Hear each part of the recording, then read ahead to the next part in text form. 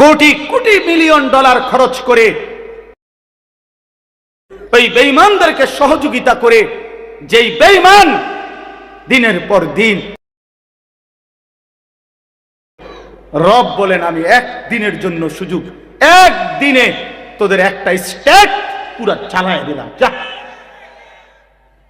পৃথিবীর সবচেয়ে বড় অসভ্যতা, পৃথিবীর সবচেয়ে বড় নষ্টামি, পৃথিবীর সবচেয়ে বেশি যৌনতা, নোংরামি, অশ্লীলতার জন্য খ্যাত যে লস অ্যাঞ্জেলস, হলিউড, পৃথিবীর সবচেয়ে বেশি উলঙ্গপনা, বেহায়াপনা, যেখানে আল্লাহর গজব লাগছে, সেখানে আল্লাহর গজব লাগছে।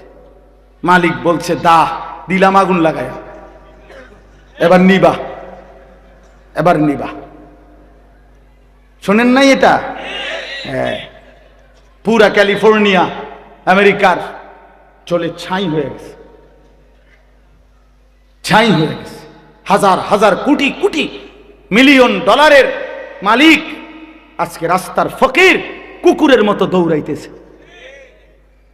মালিক ছাড় দেয়, ছেড়ে দেয় না। মালিক ছাড় দেয়। আমরা ওই 8ই ডিসেম্বর বাশার আল আসাদের মতো জালেম যখন পলাইছে, তখনও পত্রিকায় খবর আসছিল, একটা খবর আমরাও দেখছিলাম আগে। এটা এক মাসুম বাচ্চা, ওই জালেম 5 লক্ষ মুসলমান হত্যা করছে, 5 লাখ। এক ছোট্ট মাসুম মেয়ে বুলেটের আঘাতে যখন ঝাঁঝরা হয়ে গেছিল, রক্তাক্ত অবস্থায় মৃত্যুর মুহূর্তে, এই মাসুম মেয়ে বলছিল আমি চলে যাচ্ছি, আমি আল্লাহকে গিয়ে বলবো, আমি আল্লাহকে বলবো। আর এই সেদিন জাতিসংঘের অধিবেশনে রাষ্ট্রদূত, এই 1 সপ্তাহ হয় নাই, রাষ্ট্রদূত ফিলিস্তিনের আল আউদা হসপিটাল, গাজার একটি হসপিটালের ওই কুত্তাদের হামলায় এই পরিমাণ বোমা বর্ষণ করছে। একজন ডাক্তার শেষ মিনিট পর্যন্ত এই অসহায় মানুষের চিকিৎসা দিচ্ছিল। শেষ বোমার আঘাতে যখন উনি ঝলসে যাচ্ছে, এই ডাক্তারটা ব্ল্যাকবোর্ডের মধ্যে, হসপিটালের যে সাদা হোয়াইট বোর্ড, এই হোয়াইট বোর্ডের মধ্যে নিজে লিখে গেছে, একদিন না একদিন আমাদের পরবর্তী জেনারেশন তোমরা ফিলিস্তিন গড়বে, এই গাজা গড়বে, সেদিন তোমরা আমাদের মনে রেখো, আমাদের মনে রেখো আমরা শেষ মুহূর্ত পর্যন্ত মানবতার সেবা করে গেছি।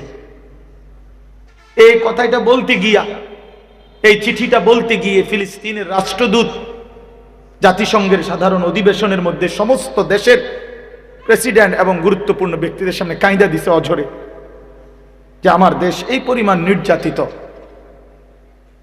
প্রিয় ভাই, মুসলিমের প্রতি মুহূর্তের আহাজারি আল্লাহর আরশ ভেদ করছে। মালিক যথাসময়ই তার ফয়সালা দেখাবেন, কোনো সন্দেহ নেই, কোনো সন্দেহ নেই।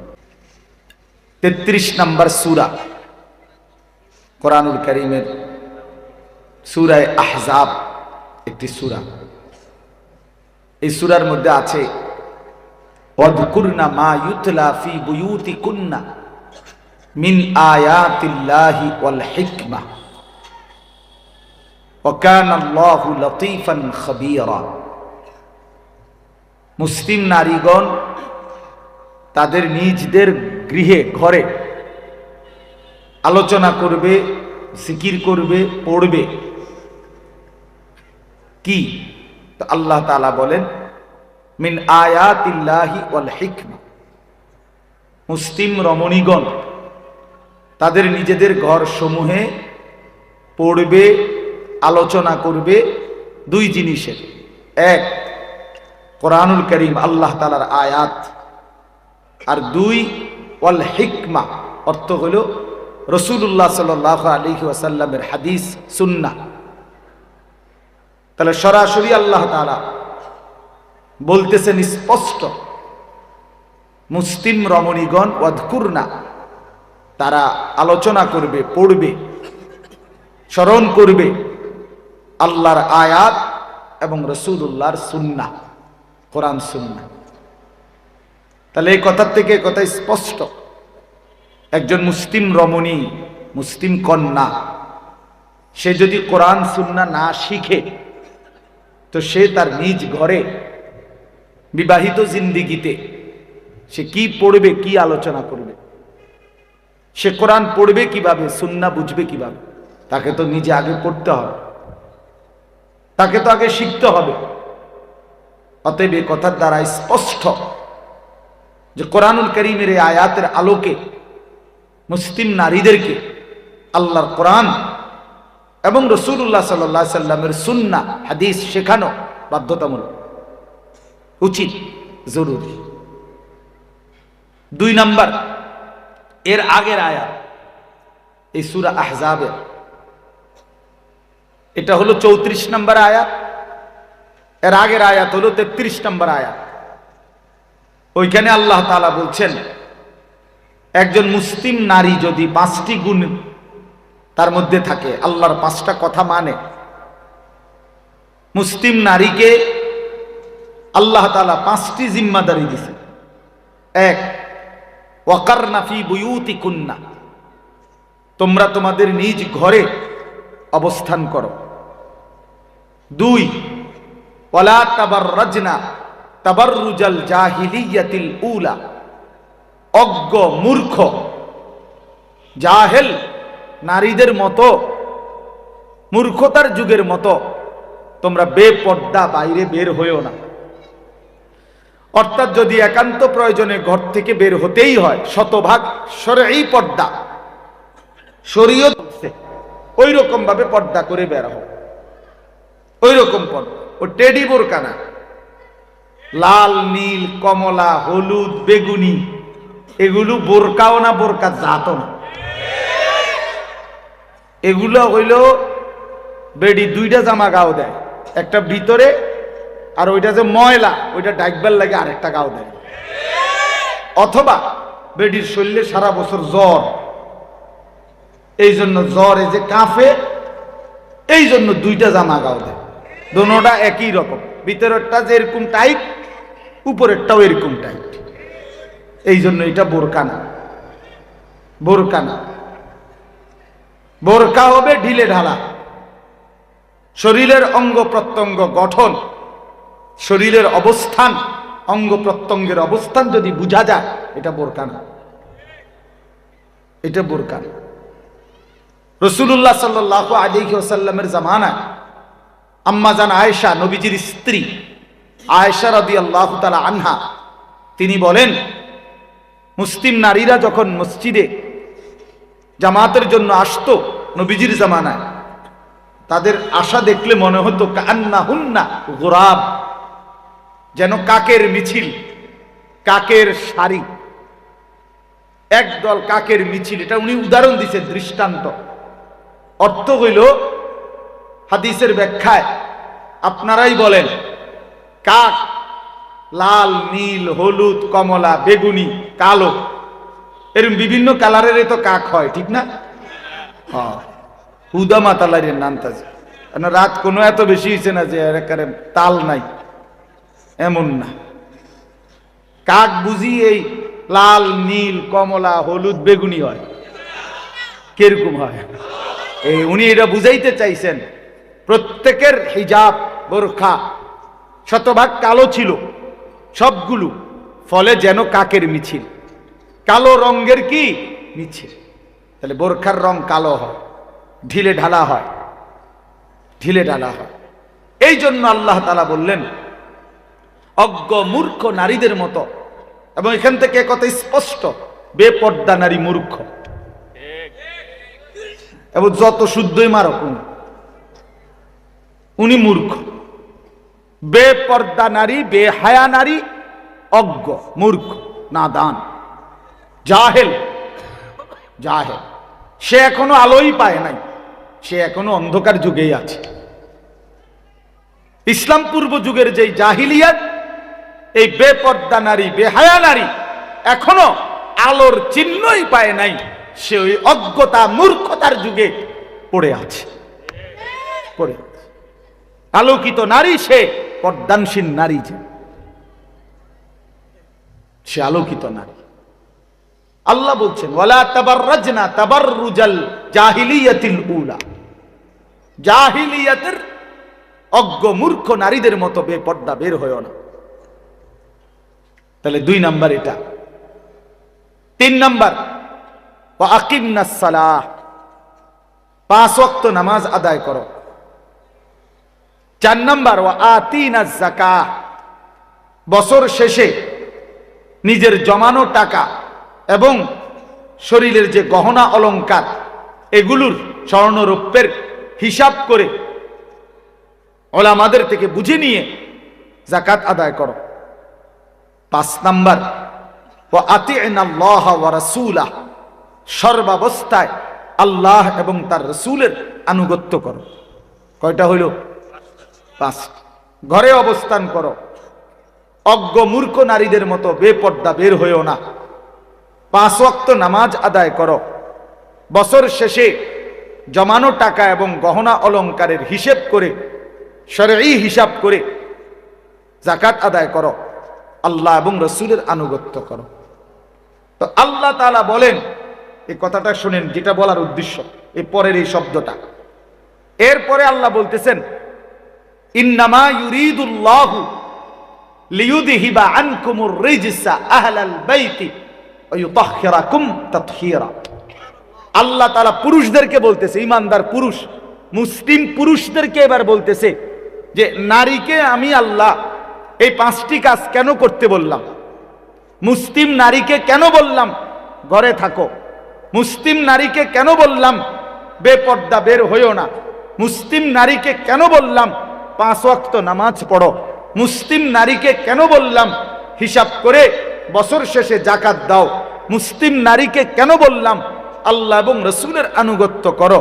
তা আল্লাহ আমাদেরকে শুনাইতেছে যে হে মুসলিম পুরুষরা শোনো, এটার দ্বারা আমার উদ্দেশ্য আমি আল্লাহ চাই এমন নারীর মাধ্যমে তোমাদের পুরা ঘর পবিত্র করে দিতে,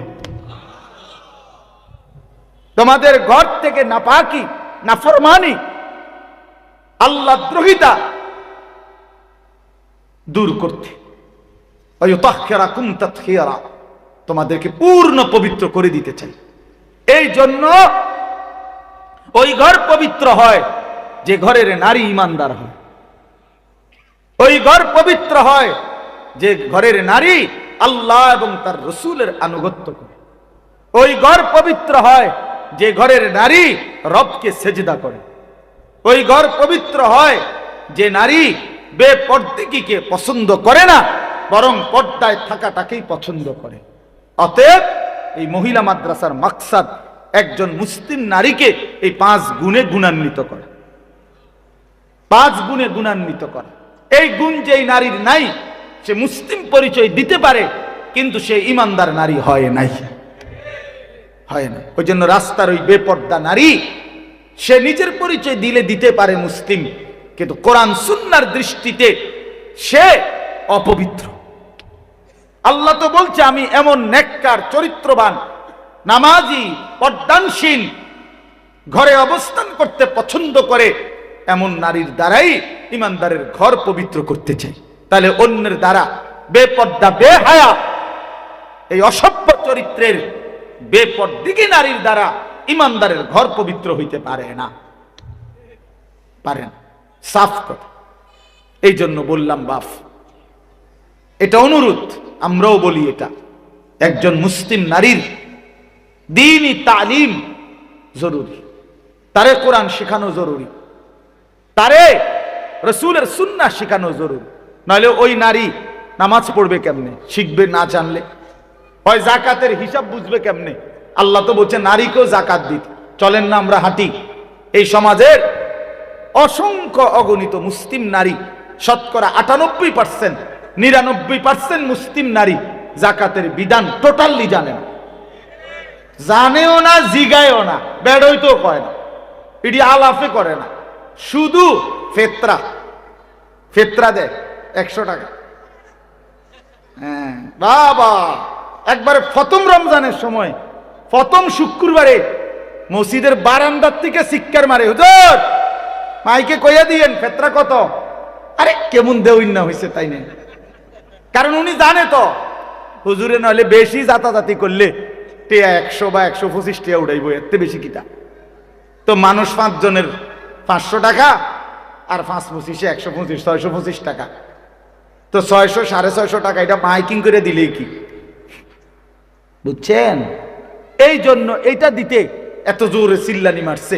কিন্তু বারিন্দার থেকে এটা জিগাইলেন না যে হুজুর যাকাতের মাসআলা বলেন, কথা বলেন না কেন?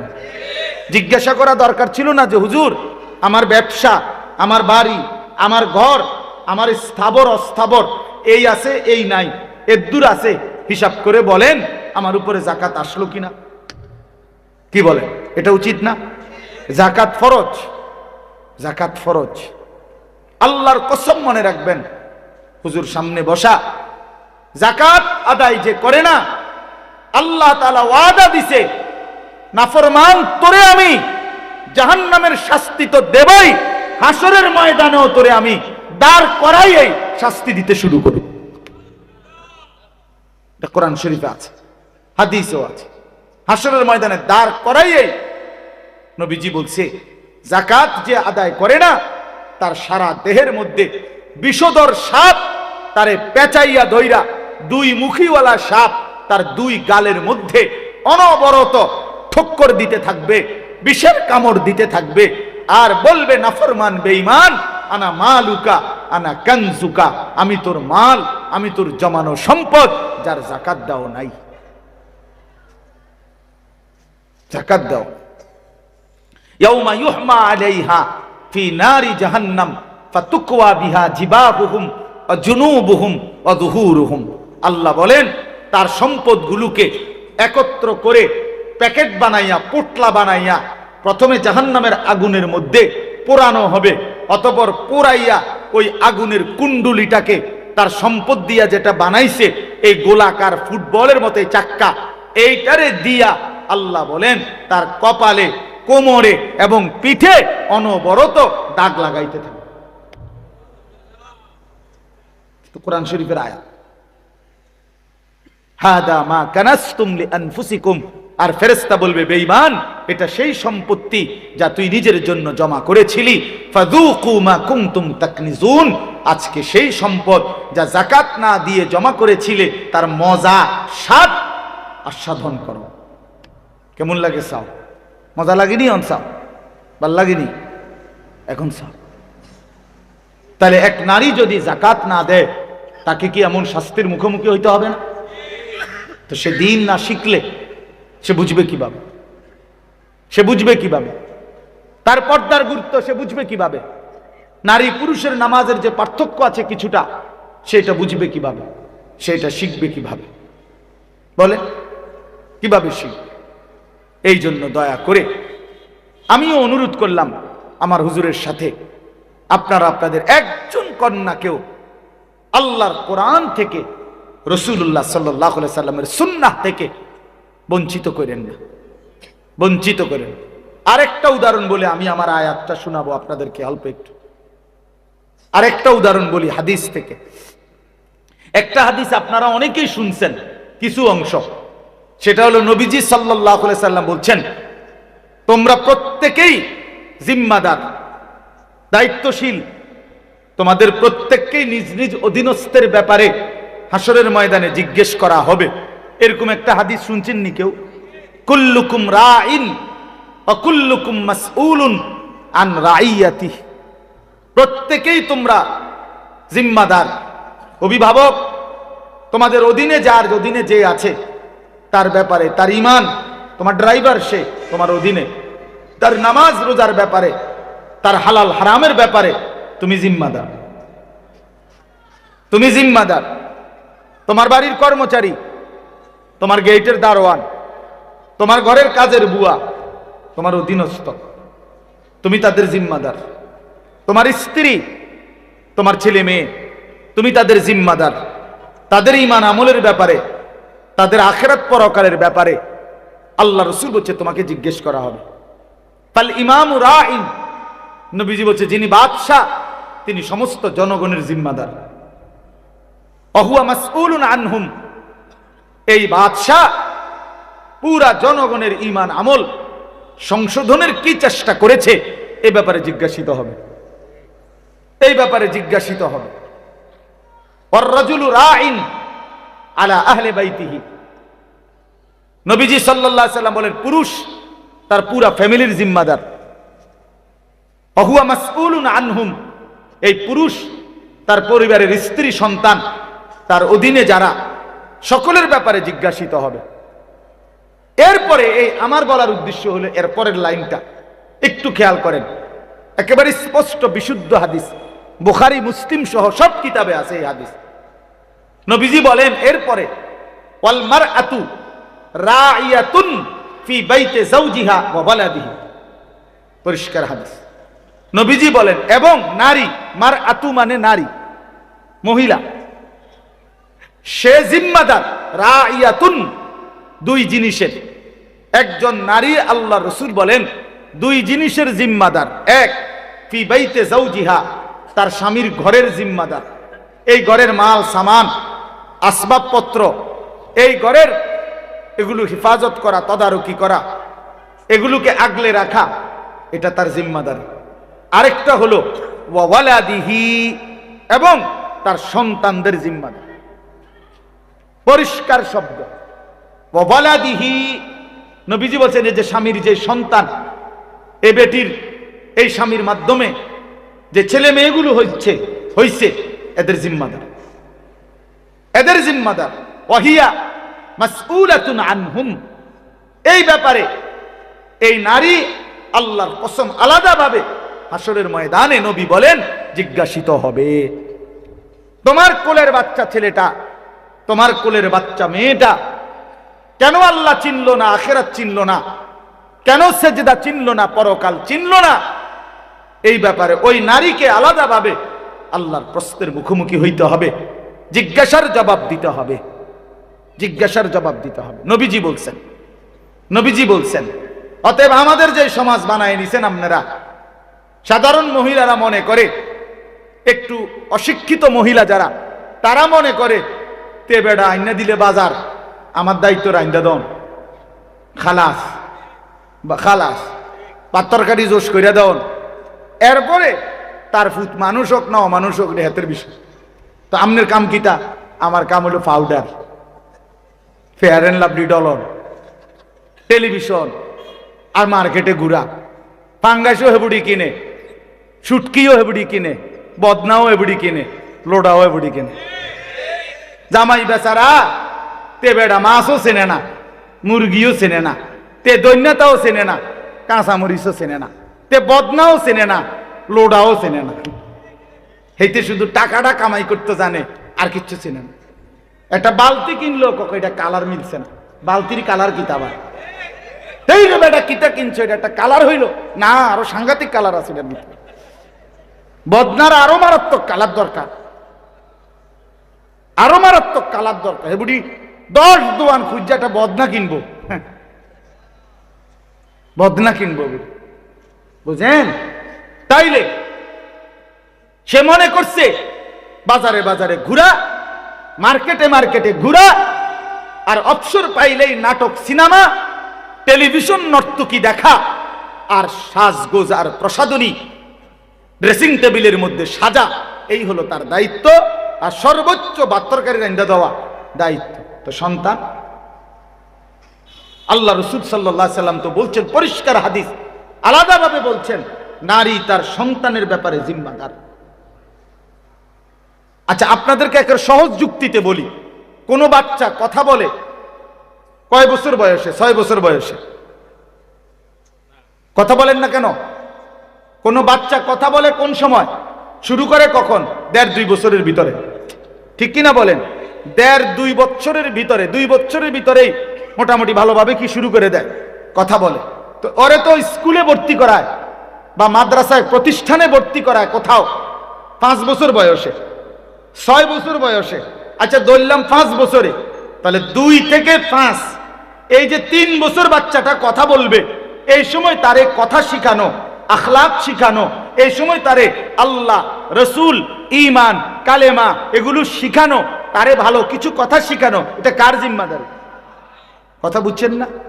তাহলে নাহলে এই সময়টা কথা বলার তৌফিক আল্লাহ দিছে কেন? তাহলে নারীর জিম্মাদারি, নারীর জিম্মাদারি, নারীর জিম্মাদারি, ওই স্ত্রীর জিম্মাদারি। এই জন্য যেই স্ত্রী দিন জানে না, যেই স্ত্রী নামাজ জানে না, যেই স্ত্রী হালাল হারাম চিনে না, যেই স্ত্রী কোরআন পড়তে জানে না, যেই স্ত্রী সুন্নাহ পড়তে জানে না, রাসূলের হাদিস জানে না, শরীয়তের ন্যূনতম মাসআলাও জানে না, সে তার বাচ্চাকে গড়বে কিভাবে? এই জন্য অসংখ্য মা, ভদ্র ফ্যামিলি, কথা বলে শুদ্ধ, মনে করে বাচ্চা গড়ে উঠতেছে, কিন্তু বাচ্চারে 24 ঘন্টা একটা বড় মোবাইল অথবা টেলিভিশনের রিমোট বাচ্চার হাতে দিয়ে দিছে।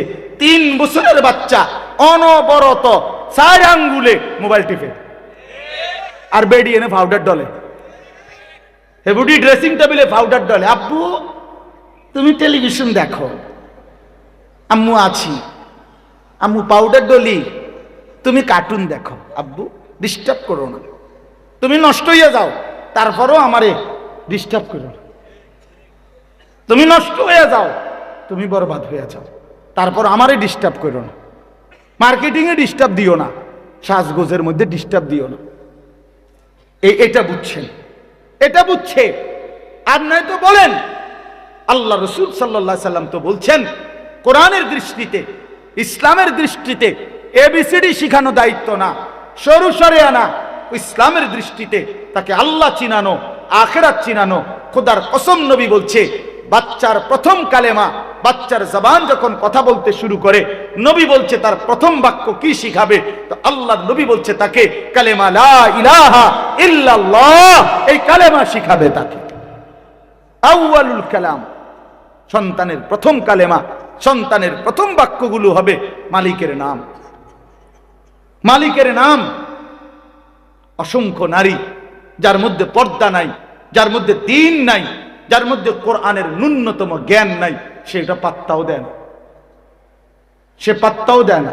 সে হয়তো ছোটখাটো কোনো সরু সরে ABCD কিংবা ছোটখাটো ইংরেজি একটা কবিতা, ও শুনবেন, আঙ্কেলকে একটু কবিতাটা শোনাও তো ইংরেজি। হ্যাঁ আঙ্কেল বলো তো। আঙ্কেল বলে, 2 little black birds sitting on a wall, one called Peter, one called Paul। অসাধারণ কবিতা, আঙ্কেল অসাধারণ কবিতা পড়ছে। এত ছোট বাচ্চা এত সুন্দর কবিতা বলতে জানে, ভাবি কি শিখাইলেন? আরেক বেডি তাইল মারে, আরেক বেডি এ বেডিরে কি দেয়? তাইল দিছে। আল্লাহ আল্লাহ আল্লাহ, কি শিখাইলেন, এত চমৎকার। অত অর্থটা কি? বাচ্চাটা কি শিখলো? বাচ্চাটা শিখলো 2টা কাউয়া একটা ওয়ালের মধ্যে বসছে। এইটার অর্থ তো এইটাই। কি এনাম সাহেব বলেন? 2 little black birds, 2টা ছোট ছোট কাউয়া। কাউয়া আবার ছোট সাইজের কাউয়া,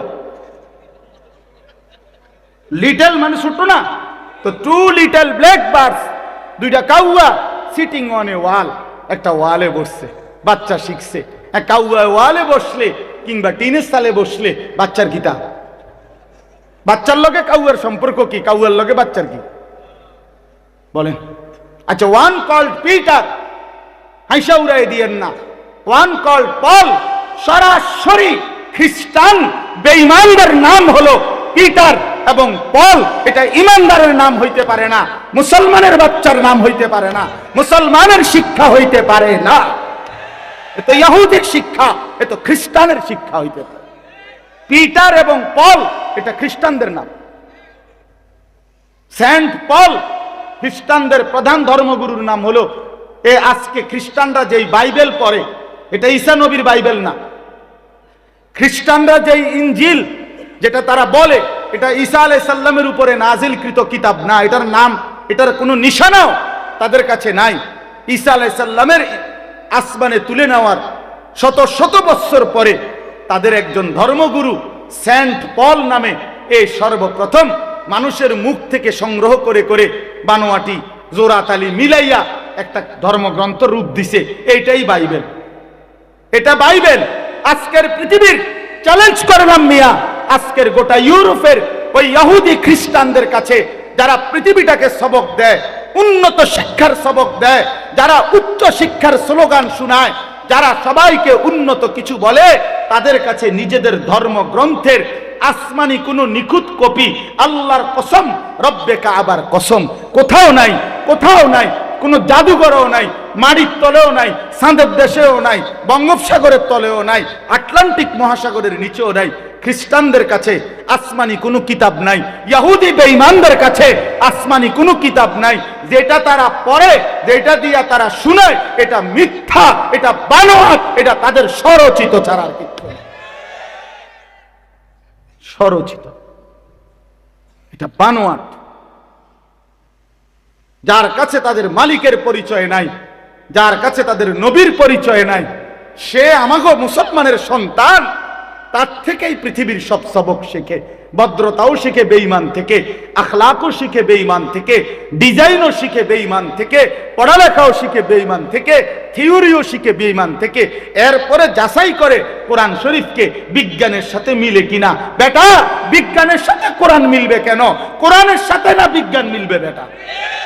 বিজ্ঞানের সাথে, সমাজের সাথে, তোর ওই দুনিয়ার পদার্থ বিজ্ঞানী, জীববিজ্ঞানী, রসায়ন বিজ্ঞানীর সাথে, কোন মানুষের সাথে, কোন মানুষের বক্তব্যের সাথে আল্লাহর কালাম মিলানো, এটা তো কুফরি।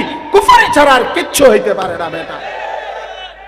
আল্লাহর কোরআন যাচাই হবে কার দ্বারা? বিজ্ঞান দ্বারা। তাহলে বোঝা গেল মানুষের কথার দ্বারা সিদ্ধান্ত হবে আল্লাহর কথা সঠিক কিনা। মানে নয়তো কি বলেন আমারে, নয়তো কি? যে এটা বিজ্ঞানের সাথে মিলছে মানে কি? মানে বোঝা গেল যেহেতু এখন এটা বিজ্ঞানের সাথে মিলছে কোরআনের এই তথ্যটা, এই কারণে কোরআন সঠিক। ভাই বলেন না, আমার কথা বলেন, এই কারণে কোরআন সঠিক। তাহলে কি বোঝা গেল? যে মানুষের কথা, বিজ্ঞানের সমস্ত থিওরি মানুষের কিনা। বলেন না, মানুষের কিনা। তাহলে বোঝা গেল মানুষের থিওরির সাথে যদি কোরআন মিলে তাহলে সঠিক কোরআন নাকি? তাইলে তাইলে কোরআনের সাথে মিলাইতে হবে। কোরআন যদি বলে এটা সঠিক, তাইলে তোর বিজ্ঞান সঠিক। কোরআন যদি বলে বিজ্ঞানের এই তথ্যের সাথে কোরআনের যদি মিল না হয়, তোর বিজ্ঞান ভুয়া। ভুয়া বেটা, ভুল থিওরি, ভুল থিওরি। পৃথিবীর গবেষকদের থিওরি ভুল হয়, রবের কালাম ভুল হয় না। লা ইয়াতিহিল বাতিলু মিন বাইনি ইয়াদাইহি ওয়ালা মিন খালফি। আল্লাহ বলছে আমি ওয়াদা দিলাম এই কোরআনের মধ্যে সামনের দিকে, পেছনের দিকে, কোন দিক থেকে কোনো বাতিল, কোনো ভ্রান্ত কথা এক জাররা আসবে না, ঢুকবে না। এটা একদম বুলেট থেকে প্রুফ করা। ওই যে water proof, bullet proof, fire proof, এটা বুঝেননি কিতা? ওয়াটার প্রুফ মানে কিতা? এটা পানিতে ভিজবে না এই আর কি না। এটা যখন লেমিনেটিং করে তখন আর এটা ওয়াটার প্রুফ হয়ে যায়, অর্থাৎ এটার মধ্যে আর কি লাগে না? পানি লাগে। ফায়ার প্রুফ মানে আগুন লাগলে এটা কি হয় না? পড়ে না। বুলেট প্রুফ মানে গাড়ির ওই যে গ্লাসের মধ্যে গুলি করলেও আর ওই গ্লাস কি হয় না? ভাঙ্গে না, অর্থাৎ এটা বুলেট প্রুফ গাড়ি। ঠিক কি না বলে? তো আল্লাহ তাআলা বলেন এই কোরআনকে ইসরাফিলের ফু পর্যন্ত ভুল থেকে প্রুফ করে আমি আল্লাহ নাজিল করেছি। এখানে কখনোই ভুল ঢুকবে না, কখনোই। তোর বাপেও পারবে না, তোর 14 গোষ্ঠীও পারবে না, তোর বিজ্ঞানীর আব্বাও পারবে না। এখানে কোনো ভুল, বরং বিজ্ঞানের মধ্যে ভুল আছে, গবেষকদের থিওরিতে ভুল আছে। ম্যালথাসের থিওরি ভুল, পপুলেশন থিওরি এটা একেবারে গাঁজাখুরি থিওরি, গাঁজাখুরি থিওরি। আমি বললাম বর্তমান আধুনিক গবেষণা এটা প্রমাণ করছে যে ম্যালথাস যে বলছে জনসংখ্যা, পপুলেশন সমস্যা না, সমস্যা না। পৃথিবীর কোন দেশে জনসংখ্যা কোনো সমস্যা না। মায়ের কোলের ছোট্ট বাচ্চা সমস্যা হইতে পারে না, চোর ডাকাত সমস্যা, সিটার বাটফার সমস্যা, সমস্যা হলো সুদখোর, সমস্যা হলো ঘুষখোর, সমস্যা হলো দুর্নীতিবাজ, রাষ্ট্রে গিল্লা খায় যারা, সমাজরে গিল্লা খায়, ওই সমস্যা। বেডিরে বড়ি না খাবাইয়া 30টা বড়ি প্রতিদিন একটা করে ট্যাবলেট মেয়ে, এই জন্ম নিয়ন্ত্রণ বড়ি তারে খাবানো দরকারি, বাট পারলে যাতে শেষ হয়ে যায় পৃথিবীতে। কথা বুঝছেন? অরারে বড়ি খাবানো উচিত। এই পৃথিবী মায়ের কোলের বাচ্চা কেন সমস্যা হবে বলেন? কথা বলেন, ইনসাফ কি বলে? মায়ের কোলের মাসুম বাচ্চা, যার পবিত্র হাসি, আল্লাহর কসম আমি তো সবসময় বলি, আমার ছোট্ট মেয়ে আছে, ওই যখন হাসে আমার কাছে মনে হয় গোটা পৃথিবী হাসে, জগৎ হাসে। আমার বাচ্চা হাসলে পৃথিবী হাসে। এর চাইতে চমৎকার কি হইতে পারে? এক বাচ্চার হাসির চাইতে পবিত্র হাসির চমৎকার জিনিস, সৌন্দর্য পৃথিবীর কি ভাইয়া? সে কেন পৃথিবীর সমস্যা হবে? কথা বলে। এই জন্য জনসংখ্যা সমস্যা না, দুর্নীতিবাজ, লম্পট, চরিত্রহীন, হারামখোর, ওরা সমস্যা। ইঞ্জেকশন দিলে অগর ইঞ্জেকশন দেওয়া উচিত, তাতে তে মরিয়া যায়। তারে বড়ি খাবাইয়া মাইরা লাউন দরকার। হ্যাঁ, সিটার বাটপার মাইরা লাউন দরকার। এই জন্য দয়া করে আমরা অনুরোধ করলাম আপনাদের কাছে, আমার রাত গভীরে বিনীত অনুরোধ, প্রিয় ভাই, আলহামদুলিল্লাহ আমরাও জেনারেল লাইনে পড়ছি। জেনারেল লাইন বাদ দিতে বলি নাই, বাংলা, অঙ্ক, ইংরেজি বাদ এটা বলি নাই, নাউজুবিল্লাহ এটা বলি নাই, বলি না আমরা। আমাদের কওমি মাদ্রাসা তো আলহামদুলিল্লাহ প্রয়োজন পরিমাণ বাংলা, অঙ্ক, ইংরেজি আছে, আছে অবশ্যই। আপনি গিয়ে দেখেন প্রতিটা কওমি মাদ্রাসায় আছে, প্রয়োজন পরিমাণ বাংলা, অঙ্ক, ইংরেজি আছে। আমরাও জেনারেল লাইনে, আমি কুমিল্লা ভিক্টোরিয়া কলেজ থেকে মাস্টার্স পাস করছি আলহামদুলিল্লাহ, জাতীয় বিশ্ববিদ্যালয়ে সপ্তম 7 নম্বর স্ট্যান্ড করছি মাস্টার্স। তো এই জন্য বললাম, সায়েন্স বিজ্ঞান বিভাগ থেকে এসএসসি দাখিল পাস করছি বিজ্ঞান থেকে, অতএব এগুলো পড়ছি আমি। আমার বলার উদ্দেশ্য হইল, এই আধুনিক এই জ্ঞানের মধ্যে ভুল আছে, ভালোও আছে। সবটা ভুল আমি একতরফা বলছি কিনা বলেন না, মানে ভুল আছে, এখানে ভুল আছে। ডারউইনের বিবর্তনবাদ ভুল থিওরি, এটা বস্তা ফসা থিওরি। অসংখ্য আমাদের যেই সিলেবাস নিয়ে বিগত ফ্যাসিস্টের আমলে যেটা নিয়ে সারা দেশের মানুষ তোলপাড় করছিল, মনে নাই? অসংখ্য ইমান বিদ্বেষী, ইসলাম বিদ্বেষী, সমাজ বিদ্বেষী, মানবতা বিধ্বংসী কথা আপনার এই সিলেবাসের মধ্যে, জেনারেল শিক্ষার বইগুলোর মধ্যে ঢুকাইছিল। আর যদি 10টা বছর জালেম সময় পাইতো, তো এই দেশ আপাতমস্তক নতুন প্রজন্ম নাস্তিক হয়ে যাইতো, নাস্তিক হয়ে যাইতো। আসমানওয়ালা দয়া করে এই মাটিকে পবিত্র করে দিছে আলহামদুলিল্লাহ। 5ই আগস্টের জালেম পলাইছে, পলাইছে। এজন্য জালেম একদিন না একদিন পলাই। 8ই ডিসেম্বরও সিরিয়ার আরেক জালেম বাশার আল আসাদ পলাইছে। এই জন্য 2 উইকেট 2024 সালে পড়ছে, ইনশাআল্লাহ দোয়া করেন 25 সালে আরো উইকেট পড়বে। বোলিং চলতে আছে, বোলিং কি বোলিং বন্ধ হয়েছে না, বোলিং চলছে কররা, উইকেট পড়ে যাবো ইনশাআল্লাহ। কি আরো কিছুক্ষণ বোলিং করতে পারি কি? প্রতি বলে তো আর উইকেট পড়ে না, কথা বোঝেন না কথা। প্রত্যেক বলে কি আর উইকেট পড়েনি, তা আরো কতক্ষণ বোলিং করবো, আরো উইকেট পড়বে ইনশাআল্লাহ। ইসরায়েলের কুত্তা ওই প্রধানমন্ত্রী নেতানিয়াহুর উইকেটটাও পড়ে যাবে ইনশাআল্লাহ। কোটি কোটি মিলিয়ন ডলার খরচ করে ইসরায়েলের ওই বেঈমানদেরকে সহযোগিতা করে, যেই বেঈমান দিনের পর দিন ফিলিস্তিনের গাজায় আগুন লাগাইছিল, রব বলেন আমি একদিনের জন্য সুযোগ, একদিনে তোদের একটা স্টেট পুরা চালায় দিলাম। যা, পৃথিবীর সবচেয়ে বড় অসভ্যতা, পৃথিবীর সবচেয়ে বড় নষ্টামি, পৃথিবীর সবচেয়ে বেশি যৌনতা, নোংরামি, অশ্লীলতার জন্য খ্যাত যে লস অ্যাঞ্জেলস, হলিউড, পৃথিবীর সবচেয়ে বেশি উলঙ্গপনা, বেহায়াপনা, যেখানে আল্লাহর গজব লাগছে, সেখানে আল্লাহর গজব লাগছে। মালিক বলছে দিলাম আগুন লাগায়, এবার নিবা, এবার নিবা। শোনেন নাই এটা? হ্যাঁ, পুরা ক্যালিফোর্নিয়া আমেরিকার চলে ছাই হয়ে গেছে, ছাই হয়ে গেছে। হাজার হাজার কোটি কোটি মিলিয়ন ডলারের মালিক আজকে রাস্তার ফকির কুকুরের মতো দৌড়াইতেছে। মালিক ছাড় দেয়, ছেড়ে দেয়, মালিক ছাড় দেয়। আমরা ওই 8ই ডিসেম্বর সিরিয়ায় যখন বাশার আল আসাদের মতো জালেম যখন পলাইছে, তখনও পত্রিকায় খবর আসছিল, একটা খবর আমরাও দেখছিলাম আগে, এটা সিরিয়ার এক মাসুম বাচ্চা, ওই জালেম 5 লক্ষ মুসলমান হত্যা করছে, 5 লাখ। এক ছোট্ট মাসুম মেয়ে বুলেটের আঘাতে যখন ঝাঁঝরা হয়ে গেছিল, রক্তাক্ত অবস্থায় মৃত্যুর মুহূর্তে, এই সিরিয়ার এক মাসুম মেয়ে বলছিল, আমি চলে যাচ্ছি, আমি আল্লাহকে গিয়ে বলবো, আমি আল্লাহকে বলবো। আর এই সেদিন জাতিসংঘের অধিবেশন